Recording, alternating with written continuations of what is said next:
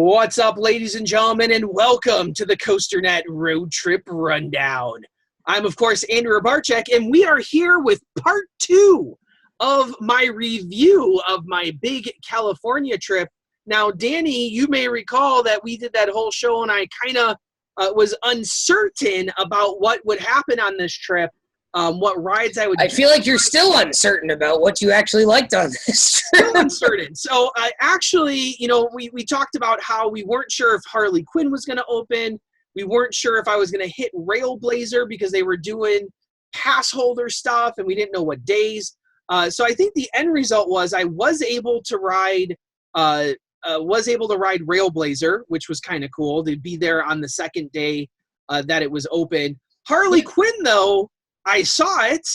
I was there. Not a soul close to riding that ride. They still haven't ridden that ride, have they? Or is it open? No, they announced it's not opening until July 14th. So when I go there next week, it's not even going to be open yet. Unbelievable. And what's weird about it, when I was there on the on a Tuesday like 2 weeks ago, and like they were working on the fencing on it. The whole thing's built, and so I left midday to go do some other stuff. And supposedly that evening they started testing it. I don't know what the hell happened because there's video of it testing, and now they're saying that it's not going to open until the 14th. So I didn't know if that test did not go well. I don't know what's going on here. Something's amiss there out at Discovery Kingdom. So it doesn't sound like either of us are going to get to ride Harley Quinn. Yeah, whatever. It might not even be a roller coaster for all we know.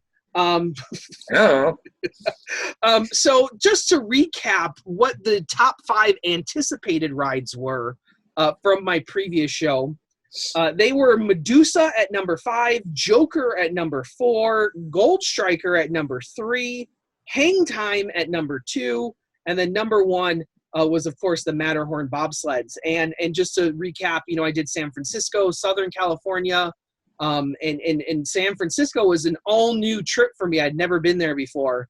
Whereas a lot of new coasters to pick from. Absolutely. And interestingly enough, the top 5, unlike yours for Texas, where it was just mixed up in order, there were a few that are not going to make the list here. Well, that's because you don't even know, because number 1, you don't like a lot of roller coasters, and number 2, the ones that you do like, you don't even know what you do like.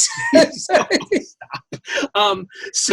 Unlike you, I know what types of roller coasters I like, so I can accurately predict one of these lists. So Railblazer, I didn't put on the list because I didn't know if it was going to be open. And would you have put it on the list had you known you were going to ride it ahead of time? If I would have put it on the list, if I knew that was going to be open 100%, I would have put it on the list. However, having ridden it, it would not have made my list here. Yeah. So Railblazer, you did not make the list. You did not make the list, Railblazer. I don't know. I think I had the same opinion of Railblazer as you had of Wonder Woman, that it's a fine roller coaster. It's fun. It's exciting. But is it something that I rank? No. It's not something that I would rank in my top 50. And I don't know, maybe that's a disappointment for some people. I think Wonder Woman for me was right on the edge of my top 50. I think it's in the 40s somewhere. I thought it was fine. It was one of those things that it was exactly what I expected. And that's not a bad thing. Yeah. It just didn't exceed expectations, which is something we talk about a lot here. I also do want to mention 2 experiences that I had that were not roller coaster related on this trip. The first one was something that I've heard for a while that was super, super cool, and that is Mass Effect out at California's Great America. It's a theater experience. So it's kind of like if you imagine Plants vs. Zombies, it's done in the action theater. However, there's no shooting. You still have the 4D experience with the rumbling seats, the water, the gas, all that kind of stuff. But I'll say this, the thing that made it really cool is, 1, you have a live actor guiding you through the entire experience who's part of the show. And 2, it is some of the best 3D I've ever seen in my life. The stuff, it's super clear, super HD. And when they start throwing stuff up at you, it looks real. I'll tell you, Danny. You're getting me kind of excited for this because I'll be out there very shortly. It is some of the best 3D. The story's cool. The actor's funny. I wish they had more merchandise for it. They have Mass Effect stuff, but nothing for the ride in specific, which I was kind of bummed by. I'll tell you what, that was probably maybe my favorite ride at California's Great America, if you even consider it a ride. Wow. Okay. I really enjoyed that experience. The second thing in the same vein was at Knott's Berry Farm. It's something that I knew that they were doing there. It's called the Showdown in Ghost Town. It's a VR experience. And what they do is it's an upcharge. It's about $6 a person, which I think is well worth it. They put you in like a 12 by 12 room. They put a headset on you. They put headphones on you as well to give you that immersive experience that we've talked about with the roller coasters. That the VR stuff is so much better when you have sound as well. And then you can be with a partner, and they hand you a gun, and everything you do in that room, you can wave the gun, and it shows up animated. You can see your partner and what they're doing, and basically you're in Calico, the town of Calico, and you're holding it off from this invasion of robot cowboys, and like it's 360. So you're shooting stuff, you're trying to hit the targets, trying to hit the robots, and there could be a robot behind you that you got to flip around and shoot. It's really, really cool. For $6, I'll tell you what, it's one of the coolest things that I've ever done for $6. I actually got to do it twice because the first time my wife's system wasn't working, so they let me play through the whole scenario. It's only about 5-7 minutes long. It's not that long at all. So they let me play through the whole scenario, and then they took us to a different room to get her stuff working. So I actually got to play it twice for $6. So it was well worth it. Pretty cool experience. I would highly suggest it. I also did another VR experience in Vegas called Secrets of the Empire. And it's a Star Wars experience, a lot more high tech, where they give you a vest. I'm going to do a whole nother thing on that because that was a pretty cool experience too. Those three things. The best things I did on this trip, Danny, were not roller coasters, which is kind of funny. That doesn't make me very excited for this list then here. So why don't you? No, not at all. So I guess we'll get into the list here. Coming in at number 5, I'm going to put the Matterhorn bobsleds, where I had that at number 1. I really enjoyed the Matterhorn bobsleds. I was kind of surprised by the video stuff they have on the lift hill. Being that it's such an old ride, I didn't realize how much they had updated it over the years. The animatronic of the Yeti inside worked. It actually works. It works. You can see back here, I do have my own Yeti right there. I got my own to take home with me. But I really enjoyed the Matterhorn bobsleds. I thought it was a ton of fun to do that. So I got both sides, 2 different credits, did the single rider line, got right on, super quick stuff. I love the hell out of Disneyland. Matterhorn is, the first modern tubular steel coaster, and I still think it's a hell of a lot of fun. Yeah, it's intense. Like, it's not intense. It's fun at points. It's surprisingly zippy, I think is how I've described it. It's a good word for it. Zippy is a very good word for it. Coming in at number 4, this one's going to upset you a little bit. This is Gold. Well, you're not a wood coaster guy, so let's just put Gold Striker there and move on. Well, and you know what? You had prepped me for this too, because you kept saying that Gold Striker is the Thunderhead of the West. And and that's exactly what you said it was. And people know you don't like Thunderhead. So I do not like Thunderhead at all. I don't. I just rode Thunderhead this past weekend and thought it was a fine ride. So. And I like Gold Striker a lot better. I think the first drop on Gold Striker is real nice. The first few elements on Gold Striker is real nice. But I think where Gold Striker loses it for me, and some people, whatever you want to judge, once it starts to do those overbanks, I think it loses all sorts of speed. And Danny, when I say this, I thought it was crawling through that course. I shouldn't say crawling. This isn't an RMC like Wicked Cyclone at the end of the cycle. We found a way to get there. It took us a while, but we got there. It was still moving, but it just didn't have the speed that I've become accustomed to on certain GCIs. And getting off, I thought to myself, there is no way in hell that this is better than Renegade at Valley Fair. Renegade, I think it is an amazing roller coaster for a Woody, for a GCI too, that has that.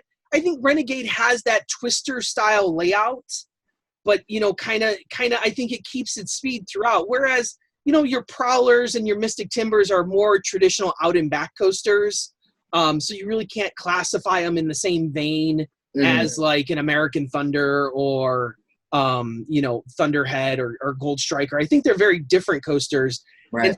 And so I think Renegade is the highest GCI I have ranked that has that twister style layout, and I don't think that Gold Striker comes close to Renegade. I still think Renegade's the better of the two. Okay. I know you're not going to like that, but I mean, it is very similar to Thunderhead, a little bit bigger, a little bit faster, a little bit longer, and you've never been a Thunderhead guy, so I mean, I guess I can't dispute that fact because I can't say I can't. I'm not even surprised really, but all right. And I will also say this. Even though Ghost Rider is not going to appear on either of these lists, I got another chance to ride Ghost Rider. I rode it for the first time with the GCI conversion back at Haunt, and now having ridden it 2 weeks ago, that ride is still amazing. You're standing by Ghost Rider still as the wood coaster out there. I moved it higher on my list. I said this ride is fantastic. I think it's ranked currently number 4 on my wood coaster list, with Voyage Crawler and Lightning Rod only surpassing it. And still, I think Ghost Rider could be number 2 easily. I really haven't even settled on that. When we get closer to the Thrilling 32, I'm going to have to settle on where to put Ghost Rider, and it could very well end up being number 2 for me when all is said and done, because that ride is just outstanding, fantastic. So even though not appearing on the list, still a fantastic ride. So I do like some wood coasters, Danny Miller. Okay, all right, fair enough. Just good ones. I like good wood coasters. Well, ones that have been retracted or built in the last 3 years. That's what we're learning. Well, Prowler has gotten a little rough too. So. See? I still love Voyage though. Like that one. Yeah, well, that gets retracted every year. Yeah, gets retracted every year. So maybe that's the key for me, is you need to retract. I guess so. So coming in at number 3 then is Joker. So Joker was interesting because I got off of Joker and I immediately texted you right away. I said, yep. You know what? All these RMCs are starting to feel alike to me. And, Boy, where have we heard that complaint before? Well, and I started thinking about it more, and I texted you some more, and I said, it's beginning to be a lot like the B&M Hypers, that when you start breaking down things like Diamond Dipback versus Behemoth versus I-232 versus something like Mako even, you're splitting hairs almost at some point. They do the same stuff in a different order. And it's with the B&M Hypers, you have different turnarounds, you have slightly different, dimensions here and there. And I feel like Joker, it wasn't a ride that I actively found something I did not like about it, where there's many RMCs that I actively find stuff I don't like Storm Chaser. There's a whole lot I don't like about there. Wicked Cyclone, there's a whole lot I don't like about Wicked Cyclone, especially mainly the ending. Joker, there was nothing like that. I thought it was a solid ride, start to finish. I also don't think there's anything memorable on Joker. Whereas when I rode Twisted Cyclone, you get to the wave turn and you're like, wow, that's really cool. You really get some major airtime on that. It takes you by surprise. There's some other little moments on Twisted Cyclone, that kind of resemble Steel Vengeance a little bit. They kind of I almost think Twisted Cyclone's almost like a mini Steel Vengeance. It's like a 1/4 of Steel Vengeance kind of. But with Joker, it's kind of all just like, okay, it's fun, it's fast, it's moving. You do some nice stuff. You have some nice inversions. The inversions were all done at a nice speed. I just don't know if there's anything that really stands out about it. that really jumps out to you to say, hey, this is amazing. Okay. So I'm interested to see what you say about it, because you're doing this trip, coming up very soon here. Yeah, we're gonna be doing another show here really soon about mine. I don't even know if which one's gonna drop first here. Probably this one, since we're recording it first. But Yeah. we'll be talking about a lot of these rides here coming up.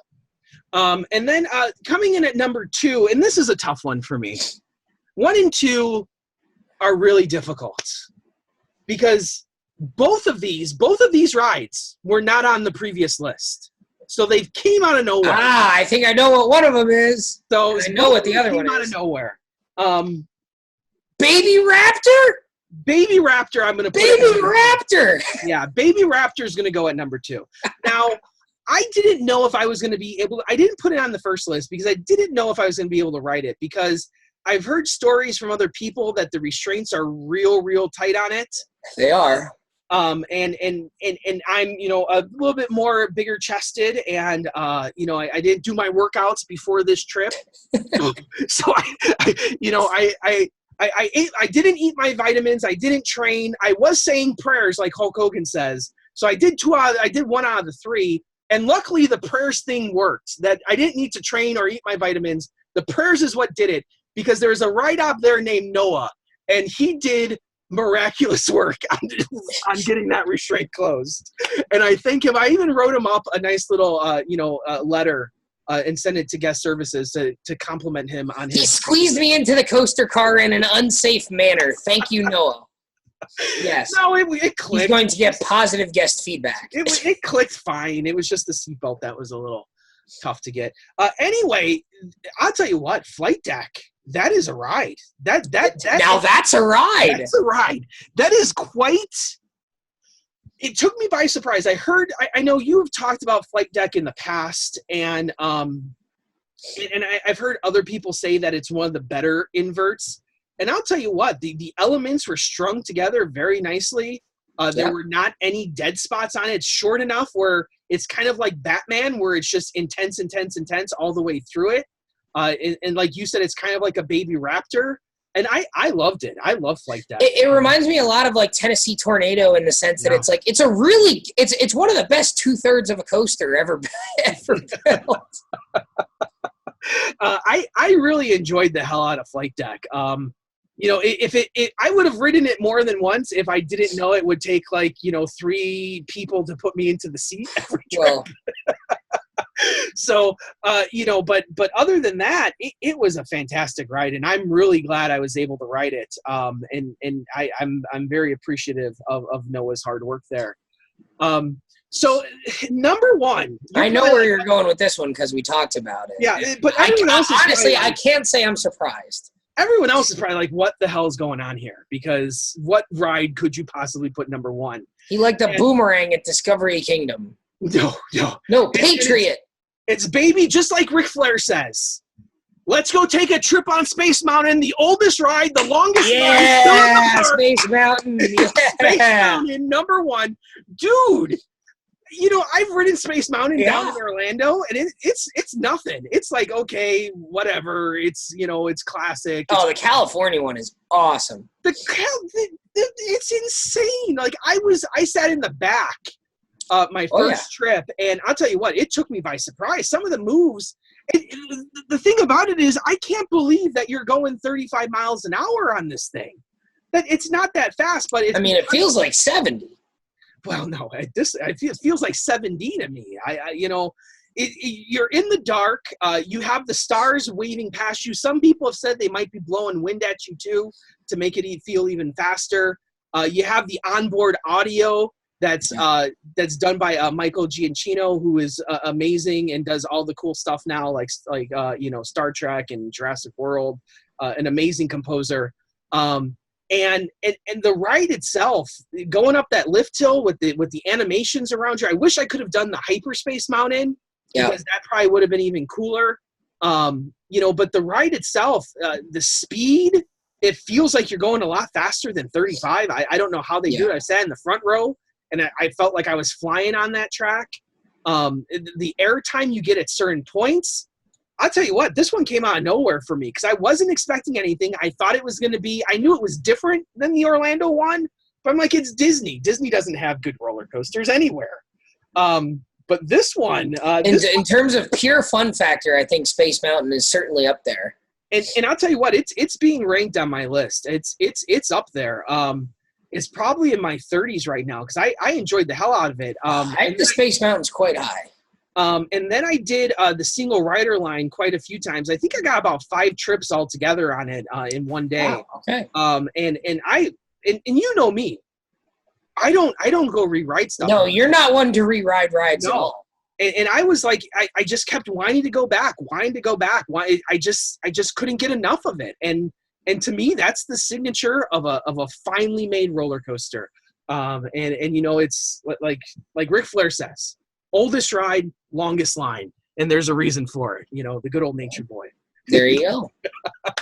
So that wraps up my trip to California, which was fantastic. I don't have a whole lot of good things to say about San Francisco parks, except for Gilroy. Gilroy, I absolutely loved that park. Yeah. Gilroy was beautiful. Gilroy, you know, you kind of wish that they would build it up, but you kind of wish that they don't because it has that charm to it. I wish they would have. I think you have to go there and understand what you mean by that too. I think you kind of have to go there to understand that statement. So I've been there. I understand what you're saying, but it sounds like there were a few things that stood out as really spectacular in the trip, and everything else was, you know, nothing was really bad. It was just, you know, okay. And I should also mention Hang Time too, because it was on the previous list. Hang Time, I was kind of going in expecting Monster, and I did not get that. I think Hang Time is a lot like all the other Eurofighters and Infinity Coasters. I would put it more like the Eurofighters than the Infinity Coasters I've been on. The drop, the dive thing, like they hang you up there. There's no doubt that it does the dive coaster type deal. It hangs you up there, but then it stops you, and then it moves you forward a little bit, and then it drops you, and the drop is so small at that point. It's almost like, why are we doing this? Yeah.